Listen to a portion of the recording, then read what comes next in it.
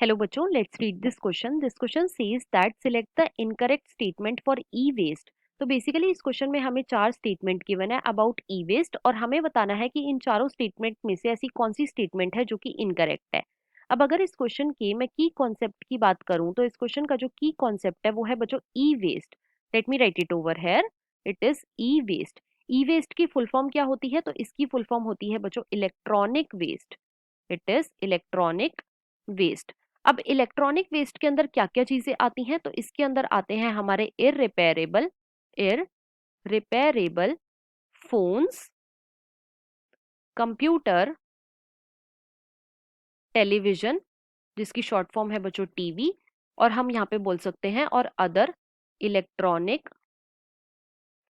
Devices.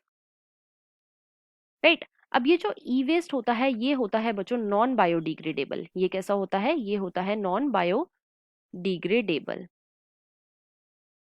साथ ही साथ ये जो ई वेस्ट है बच्चों इसको हम रिसाइकिल कर सकते हैं और रिसाइकिल करने के बाद हम इसके कुछ मेटल्स बना सकते हैं, जैसे कि हो गया copper, iron, silicon, nickel and gold.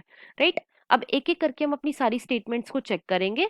तो स्टेटमेंट 1 में हमें गिवन है recycling is the only solution for treatment. तो बच्चों ये स्टेटमेंट हमारी करेक्ट है, तो इसलिए ये ऑप्शन हमारा इनकरेक्ट हो जाएगा। क्यों? क्योंकि जो ई वेस्ट होता है इसको ट्रीट करने के लिए बच्चों सिर्फ एक ही प्रोसेस है और वो है रिसाइकलिंग।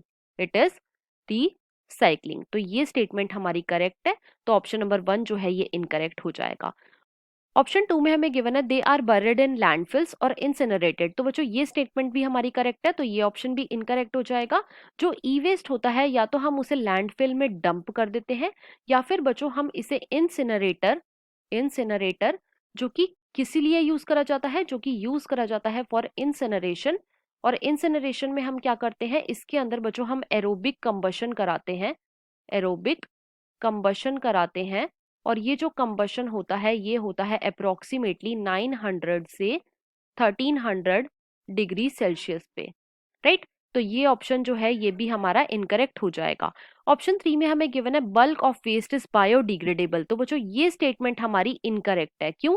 क्योंकि जो ई वेस्ट होता है ये कैसा होता है? ये होता है नॉन बायोडिग्रेडेबल। तो यहाँ पे जो हमसे पूछा गया था इनकरेक्ट स्टेटमेंट क्या है, वो है ऑप्शन नंबर 3। सो इस क्वेश्चन का फाइनल आंसर क्या होएगा? वो है ऑप्शन नंबर 3। ऑप्शन 4 में हमें गिवन है use to recover metals like copper, iron, silicon, nickel and gold. तो बच्चों ये स्टेटमेंट भी हमारी करेक्ट है, तो ये ऑप्शन इनकरेक्ट हो जाएगा। क्यों? क्योंकि जो ई वेस्ट होते हैं उनको हम रिसाइकिल करते हैं और रिसाइकिल करने के बाद हम उनसे कुछ मेटल्स बनाते हैं, जैसे कि हो गए हमारे कॉपर, सिलिकॉन, आयरन, निकल और गोल्ड। तो ये ऑप्शन भी हमारा इनकरेक्ट हो जाएगा। तो हमारा यहाँ पे फाइनल आंसर क्या है? फाइनल आंसर है statement number 3 which is incorrect. I hope you understood it well. Best of luck.